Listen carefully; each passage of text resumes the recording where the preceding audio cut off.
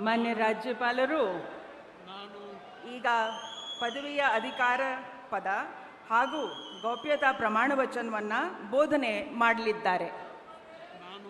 ನಾನು ಡಿ.ಕೆ. ಶಿವಕುಮಾರ್ ಎಂಬ ಹೆಸರಿನಾದ ನಾನು ಕಾನೂನು ಮೂಲಕ ಸ್ಥಾಪಿತವಾದ ಭಾರತದ ಸಂವಿಧಾನ ವಿಷಯದಲ್ಲಿ ನಿಜವಾದ ಶ್ರದ್ಧೆ ಮತ್ತು ನಿಷ್ಠೆಯನ್ನು ಹೊಂದಿರುತ್ತೇನೆಂದು ನಾನು ಭಾರತದ ಸಾರ್ವಭೌಮತ್ವವನ್ನು ಮತ್ತು ಅಖಂಡತೆಯನ್ನು ಎತ್ತಿ ಹಿಡಿಯುತ್ತೇನೆಂದು ಮತ್ತು ಕರ್ನಾಟಕ ರಾಜ್ಯದ ಮುಖ್ಯಮಂತ್ರಿಯಾಗಿ ನನ್ನ ಕರ್ತವ್ಯವನ್ನು ಶ್ರದ್ಧಾಪೂರ್ವಕವಾಗಿ ಮತ್ತು ಅಂತಃಕರಣಪೂರ್ವಕವಾಗಿ ನಿರ್ವಹಿಸುತ್ತೇನೆಂದು ಭಯ ಅಥವಾ ಪಕ್ಷಾತೀತವಲ್ಲದೆ ರಾಗ